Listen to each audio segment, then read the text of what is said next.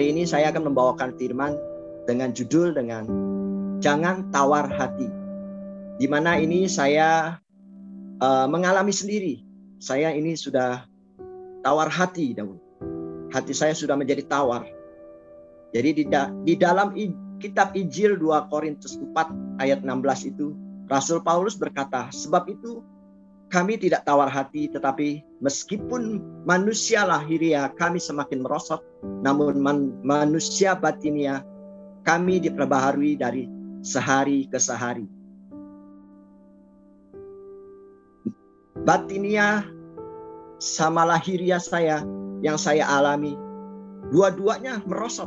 Jadi bukan lahiriah aja, tapi batinia saya juga merosot. Dan yang menjadi pertanyaan, kenapa bisa merosot? Dua-duanya, baik lahiriah maupun batinia. Sebelum saya bersaksi apa yang saya alami dengan tawar hati saya, Tuhan memberikan saya hikmat dan pengertian, dan juga memberikan contoh persis seperti murid Tuhan Yesus, yaitu Yohanes Pembaptis. Di dalam Injil Lukas 7, mari kita buka Injil Lukas 7 ayat 18 sampai 23.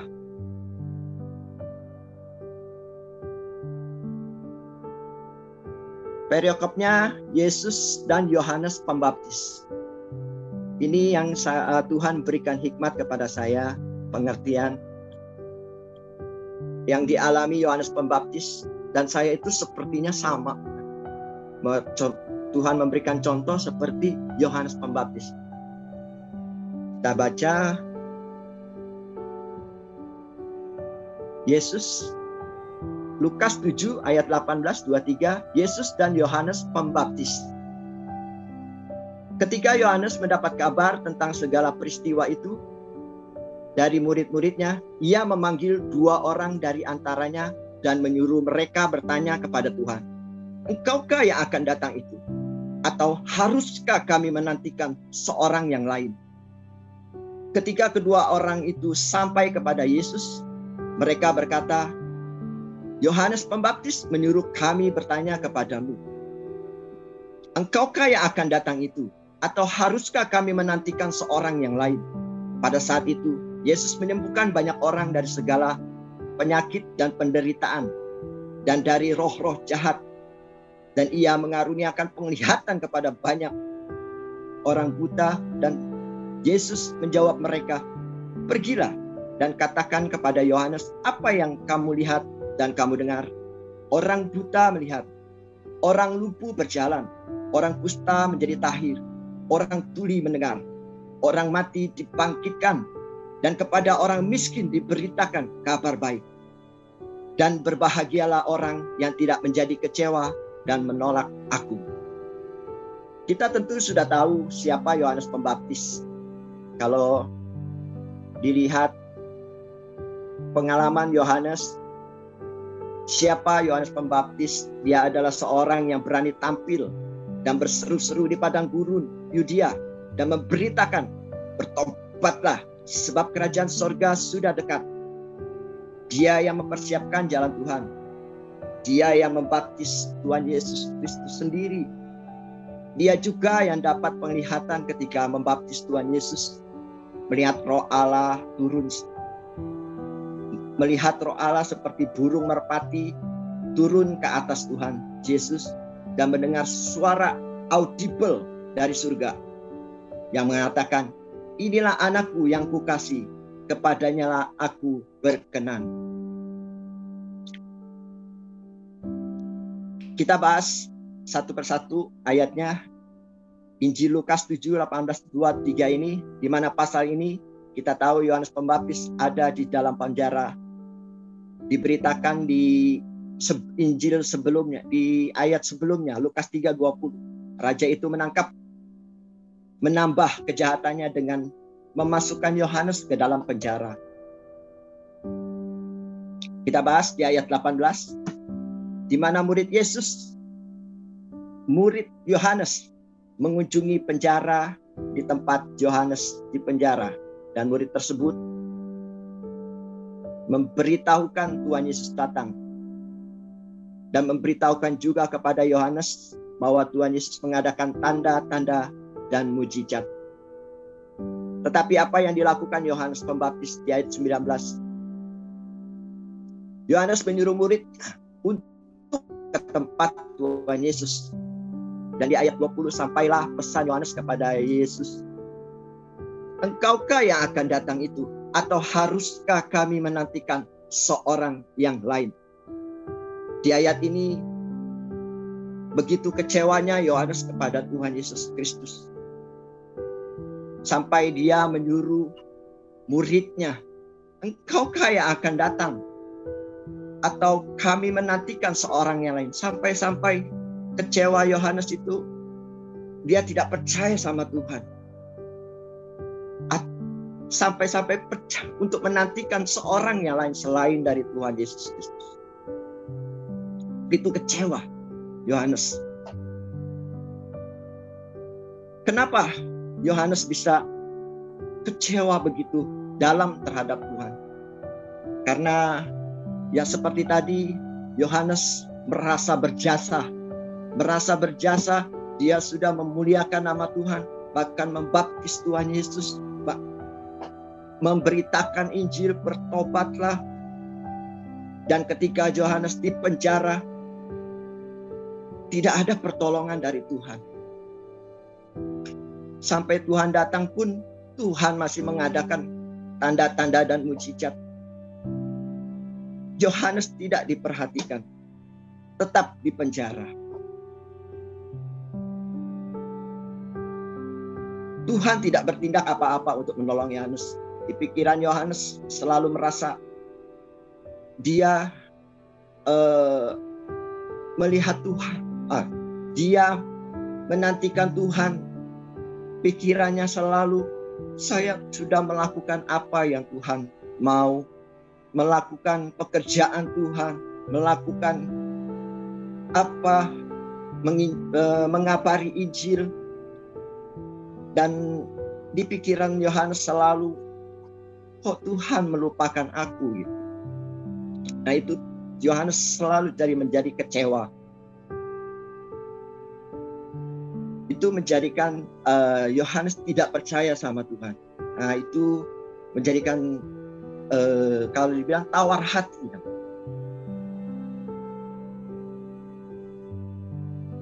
Bahkan kalau dibilang Yohanes sudah melakukan pekerjaan Tuhan, memuliakan nama Tuhan, bahkan dikasih karunia penglihatan, mendengar suara audible dari surga, dan banyak lagi yang diperbuat Yohanes di dalam pekerjaan Tuhan. Mungkin sama dengan saya, karena merasa dipakai atau kita untuk belajar. Karena kalau kita dipakai oleh Tuhan, belajar, kita dipakai oleh Tuhan, melakukan pekerjaan Tuhan selama ini, merasa diperhatikan, dahulu diperhatikan, disertai sama Tuhan di dalam pekerjaan kita sehari-hari ini. Saya juga dulu dipakai, saya juga disertai, saya juga dilindungi, diberkati. Tetapi ketika datang pencobaan seperti Yohanes, lahiriah dan rohani saya merosot. Terjadi dalam ekonomi saya, down, berkat lahiriah ditutup, batinia juga yang saya dulu disertai, doa dikabulkan, mendoakan orang. Dulu saya mendoakan orang, orang itu bisa menangis. Saya telah menerima mujizat, disembuhkan. Bahkan saya pernah mendengar suara Tuhan audible, dikabulkan. Pokoknya dahulu saya disertai seperti Yohanes, disertai di dalam pekerjaan, di dalam apapun yang dilakukan, disertai. Lalu tiba-tiba datang pencobaan. Berkat saya ditutup. Doa saya hambar. Apapun yang saya doakan dulu bisa dikabulkan, sekarang hambar. Tidak ada itu jawaban apapun. Sepertinya ditinggalkan oleh Tuhan saya. Saya seperti ditolak sama Tuhan. Sama seperti Yohanes, seperti ditolak sama Tuhan. Karena dia mengharapkan pertolongan Tuhan, tapi belum ditolong. Saya pun juga belum ditolong.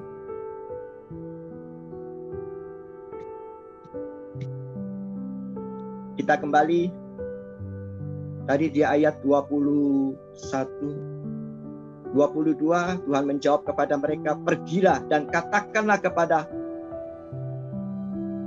hai Yohanes, hai Apin, hai gembalaku, hai hamba-hambaku, hai pelayanku, hai jemaatku, hai semua yang ada di Zoom ini, lihat dan dengarkanlah. Orang buta melihat, orang lumpuh berjalan, orang kusta menjadi tahir, orang tuli mendengar, orang mati dibangkitkan. Dan kepada orang miskin dikabarkan kabar baik. Dan berbahagialah orang yang tidak menjadi kecewa dan menolak aku. Dahulu kita sudah melihat, sudah mendengar, bahkan kita merasakan kasih karunia Tuhan, mujizat, penyertaan, kesembuhan, pemulihan, bahkan pembalikan keadaan kita. Dahulu kita buta rohani, sekarang sudah banyak mengerti. Dahulu kita berjalan dalam kegelapan, sekarang berjalan dalam terang. Dahulu kita sakit, disembuhkan. Kita selalu menerima mujizat. Dahulu kita sudah mendengar keselamatan. Dahulu roh kita mati. Sekarang kita sudah hidup bangkit. Dan kepada setiap orang yang rendah hati dikabarkan kabar baik. Lalu tiba-tiba datang pencobaan, di mana kita mengalami kemerosotan lahiriah dan rohani. Seperti saat ini, kalau kita atau saudara-saudari yang ada di Zoom, juga jemaat yang mengalami kesulitan ekonomi, keretakan hubungan keluarga, sakit penyakit, masalah apapun yang terjadi saat ini. Kemudian kita berdoa, tapi tidak dijawab sepertinya. Tuhan meninggalkan kita. Selalu bertanya di dalam doa, Tuhan di mana? Kenapa aku begini? Kenapa aku dikasih begini? Kenapa aku dikasih cobaan seperti ini? Itu menandakan kita tidak percaya. Iman kita tidak percaya kepada Tuhan. Apapun sebenarnya kalau Tuhan memberikan. Walaupun belajarlah seperti Ayub. Yang jangan mengucap syukurlah. Jangan hanya yang baik saja yang Tuhan berikan, tetapi mengucap syukurlah apapun yang tidak baik kita terima, tetap mengucap syukur. Itu adalah iman percaya. Kalau kita sudah tidak mengucap syukur, kita tidak akan itu namanya kita menandakan sudah tidak percaya sama Tuhan. Kalau kita dikasih masalah apapun yang Tuhan berikan gitu. Bagaimana cara untuk mengatasi hati yang tawar ini supaya kita tidak kecewa, menolak seperti Yohanes Pembaptis dan seperti saya yang alami.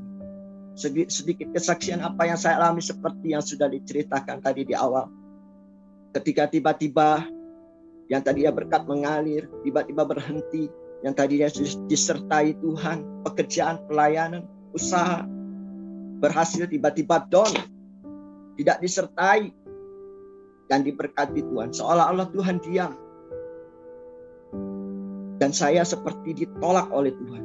Timbul kekecewaan sehingga mencari pertolongan dengan manusia. Seperti Yohanes tidak percaya sama Tuhan. Engkaukah yang akan datang? Dia mencari atau seorang yang manusia yang lain yang bisa menolong. Yohanes menolong saya juga. Saya mencari manusia, teman-teman untuk memberikan pertolongan buat saya. Singkat cerita, saya mengerti kalau perbuatan saya itu salah. Tuhan menolong saya, memberikan pengertian, hikmat tentang hati saya memang sudah tahu. Sehingga saya disadarkan Tuhan untuk bertobat kembali, dan Tuhan Yesus memberikan pengertian akan hati saya yang tawar, sampai juga pertolongan Tuhan, dan Tuhan memberikan nubuatan buat saya lewat doa seorang hamba bahwa Tuhan tidak menolak saya.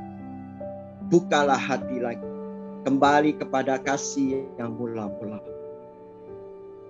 Dahulu saya memang seperti tertolak sama Tuhan, tapi Tuhan, bahwa Tuhan itu sangat baik, Tuhan itu sangat kasih. Apapun kesalahan kita, apapun yang menjadi pergumulan Tuhan, pergumulan kita itu, sebenarnya Tuhan tuh melihat, Tuhan itu menyertai, Tuhan itu menunggu kita untuk kita itu merespon, percaya kepada Tuhan. Apapun yang Tuhan berikan, baik yang baik maupun yang buruk, tetap percaya kepada Tuhan. Mengucap syukurlah. Kuncinya hanya bertobat, minta ampun, mengucap syukur selalu. Yang seperti Ayub. Belajar seperti Ayub itu. Yang baik kita terima, yang tidak baik pun atau buruk sekalipun tetap mengucap syukur. Itu namanya iman, percaya kepada Tuhan Yesus.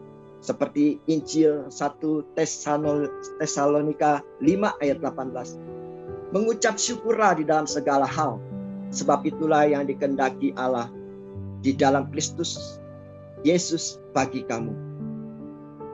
Demikian firman yang saya sampaikan pada pagi hari ini.